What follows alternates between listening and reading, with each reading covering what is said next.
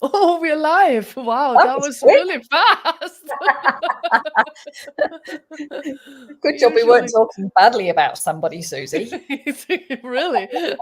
I mean, usually we sit there and we're smiling, and then we're still smiling, and then we're like, are we still smiling? Because we're still not live.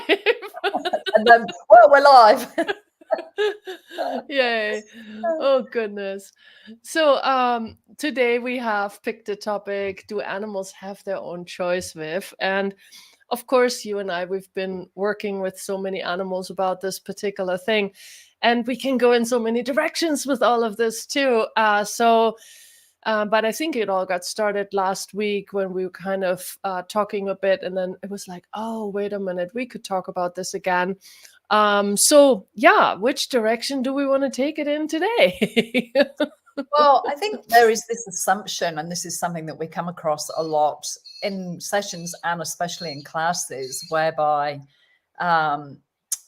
there's just no even space or awareness or consideration, and not from unkindness, but just from lack of knowing that animals make their own choices. I think a lot of people treat animals as if they're just this animal that's supposed to be told what to do, when to do, and how to do it. And all the expectations that we have of them, known and unknown, spoken and unspoken, that all start to show up as that relationship develops. And yet where we come from and where the tools of Talk to the Animals is so different. It's about treating that animal, regarding that animal, and receiving that animal in a really different way, which means, hey, look, what if your animal does have a choice? Have you ever considered that it's got choice, rather than thinking that it's just doing, it's fitting into the family or fitting into the routine? So they do make their own choices, which we'll explore.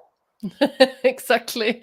Well, one story that I always love is also in the Talk to the Animals book, and Gary Douglas did this class, and there was a horse in this class that every time people would put the tack on, would only walk backwards, so they could not get that horse to move forward, no matter what they were doing. And of course, people try all sorts of things, and sometimes it will involve force and all these kinds of things, and yet that horse would not move forward. And so Gary Douglas, who's the founder of Access Consciousness and also this really the one that started this whole idea of Talk to the Animals with the Access Consciousness tools, was basically facilitating this horse and asked the horse a question. And the horse gave him the information that it didn't like to be ridden Western. And he said, but you are a quarter horse. And she's like, yes, but I want to do dressage. And he was like, okay. So he asked, is there a saddle here that would fit this horse that is an English saddle? Does anybody have an English saddle? So not only did they have to find one, but also one that fit a quarter horse, And so they did. And so they put the English tack on the horse. And also in the class, there was somebody who was trained in English riding. And so Gary put that lady on the horse, and the horse not only started moving forward, but was showing off like crazy, and showing all the wonderful things that it could do when being ridden dressage wise. And everybody's jaws dropped to the floor because nobody expected anything like this, and so that, I think, to me, this is one of my favorite stories, about, do animals have choice, and do they come in with certain ideas about what their life should be like? Some do.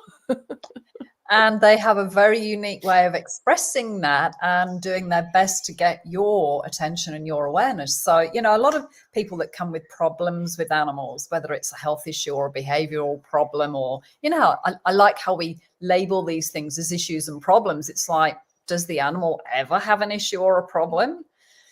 Or is it just its way of trying to communicate in a way to try and get us to be in the question with them, and like have that kind of exploration into their world, and let them start opening doors in ways that maybe our rigid mind has gone, no, but I want this horse to be a quarter horse. I want this horse to, or, I expect this dog, or I expect this show animal. And it's like, sometimes those behavior problems, or they'll damage themselves, or they'll break something as a way to stop that future.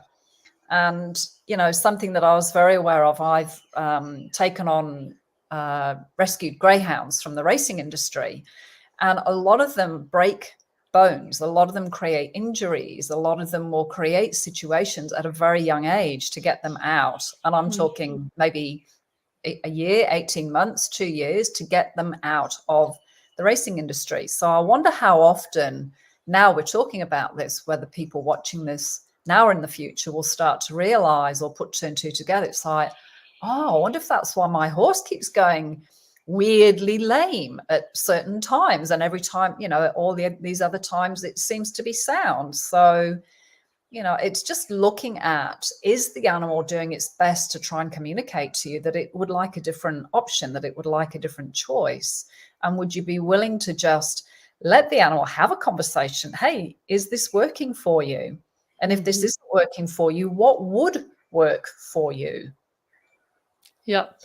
And I think what often stands in our way to really receive that conversation is our already made up mind, you know, and the way that we have already made all these decisions, like you said, Viv, you know, we have these expectations, oftentimes based on the breed or the upbringing, or also, you know, oh, but I got you because I wanted to do agility, you know. Yes, but did anybody ask the dog if it wanted to do agility? Well, it's a border collie. It should be doing agility. Maybe, maybe not. You know, um, once we are willing to really calm our mind down, in a sense that we're not insisting on our point of view anymore, but we're actually looking at having an openness to receiving different information, that's when you actually oftentimes recognize that there's been so many moments where you already had a little nudge and you knew it. You just maybe didn't want to hear it. You know, the amount of times when we're working with people and their animals that they say, darn, I knew it, but I just didn't want to know, you know, because it's just not convenient, or it just doesn't fit. So we don't want to hear it. But really, truly, if we're just pausing for a moment, there is so much more information that we can receive. And so, you know, even if you're sitting here going, well, I don't know. Yeah, you do know. And you just have to give yourself and the animal a bit of space to actually receive it. And that leaning in, giving them space to be heard, giving them space to go, that you're considering them rather than trying to be the boss of them or tell them what to do or control their life and their future.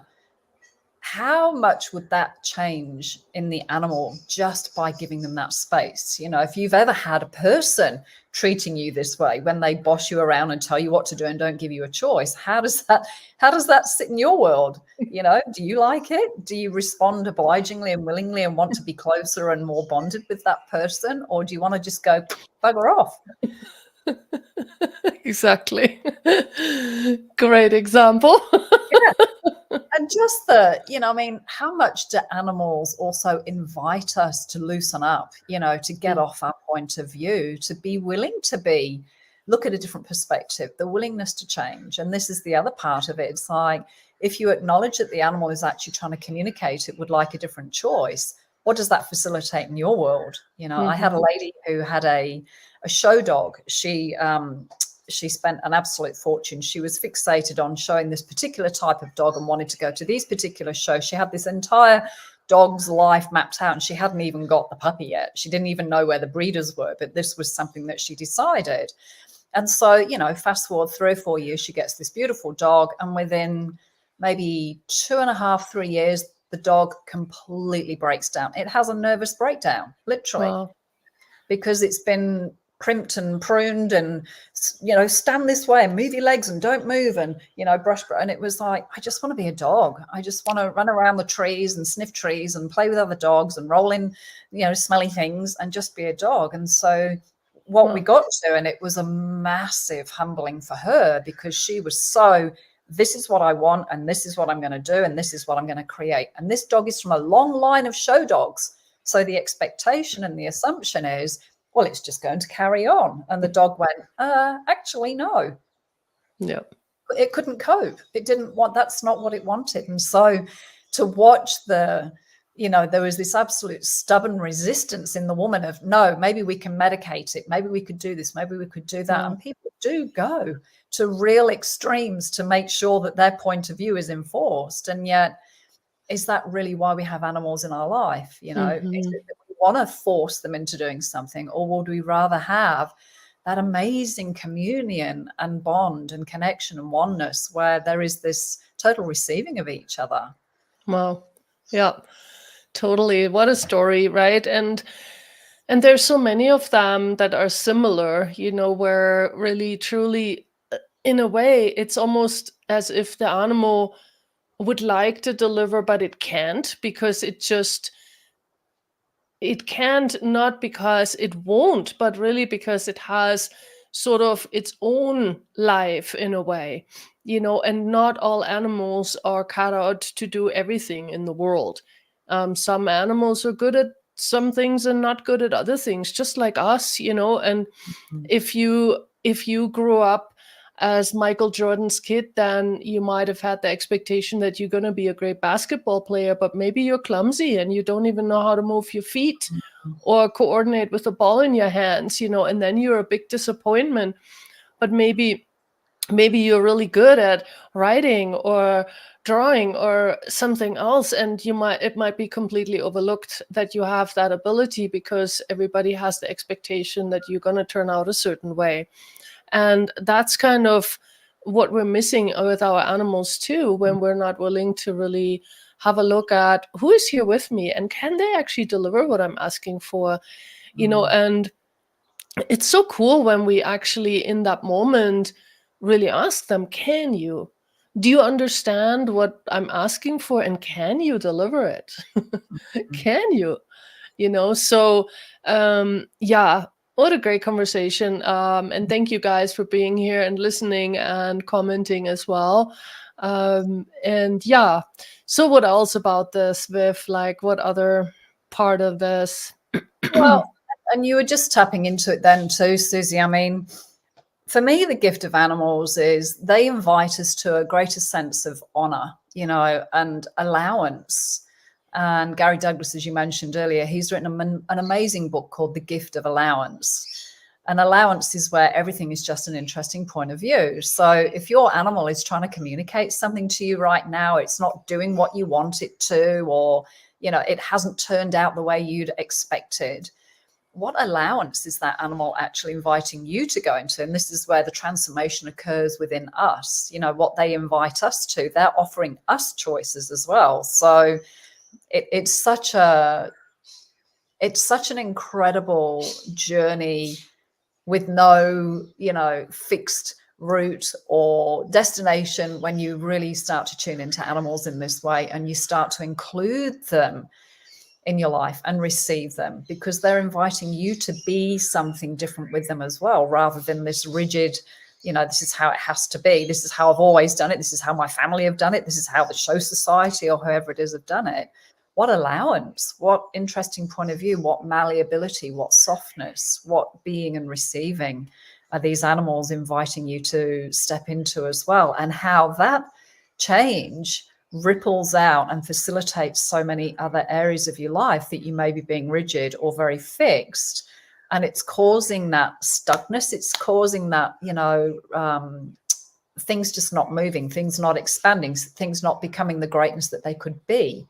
So yeah, the art of it, the gift of allowance, and it is an art form, but yeah, the gift of allowance. And this is that's another amazing topic that we could go into maybe for next week, Susie. Sounds good. Yep. So yeah, I don't have anything else to add. My sense is we did touch on a lot of things here. And of course, these are just little tasters, little ideas to kind of get you maybe to start looking at a different way and a different possibility to be with your animals. And if you want to play more with us, please check out talktotheanimals.com. That's where all of us have classes listed that are happening around the world. And you can check it out and see if anything pings you and kind of, yeah, pings you to kind of take part in. Why not? And the Talk to the Animals book by Gary Douglas is an amazing, power-packed package of a whole new universe and a way of being with animals and with yourself. So, yeah, I could probably fossick around on my shelf, although it's probably on my bedside table, to be truthful. Thanks everybody for joining us, and we will see you next week. Where will you be this time next week, Susie? You're traveling again? I will be in Australia, just around the corner from you. So Susie, just to give her a plug, she's coming to Australia for the first time in about 900 years, or that's what it feels like, to do a Talk to the Animals introduction class and an SE for Bodies class, which is a 2.5-day class where you get to learn the most incredible, mind-blowing, potent, gentle, but transforming hands-on body process. So Wow. you'll be in Sydney, Australia. Thank for anybody you. who wants to look Susie up while she's in Aussie. Yeah, thank you so much, Viv. I really appreciate it. And yeah, please check us out. We travel a lot, we do a lot of classes, and please enjoy these tools. Thanks, everybody. See you next week. Bye. Bye.